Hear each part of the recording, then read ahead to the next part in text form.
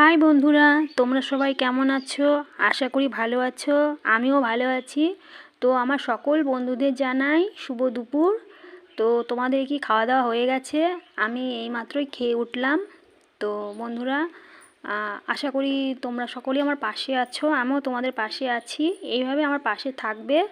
তো আমি আজকে একটা মাছের কালিয়া রান্না করে তোমাদের তুলে ধরলাম, যেটা আমি মানে প্রায় দিনই এই রান্নাটা করি। আলু দিয়ে অনেক সময় কালিয়া করি, অনেক সময় আলু ছাড়াও করি। তো আলু ছাড়া সবসময় ভালো লাগে না, তো বাড়িতে যেহেতু সবাই আলুটাই পছন্দ করে আমাদের, তাই আলুর পরিমাণটা একটু বেশিই দিয়ে দিয়েছি সেই জন্য।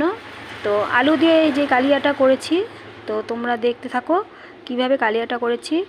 পেঁয়াজ রসুন দিয়ে এই কালিয়ার মধ্যে পেঁয়াজ রসুন দিয়ে পেস্ট করে নিয়ে তারপরে সেই আলু ভাগে ভেজে নিলাম। সেই ভাজা আলুটা দিয়ে একটু কষিয়ে তারপরে সেই একটু গরম মশলা দিয়ে নামানোর আগ দিয়ে শুকনো শুকনো করে সেই কালিয়াটা করলাম। তো আমাদের তো প্রায় আমাদের ভালোই লেগেছে। তোমাদের কেমন লেগেছে জানি না।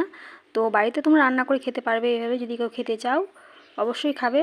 তো সকলেই ভালো থাকবে, সুস্থ থাকবে। বাই।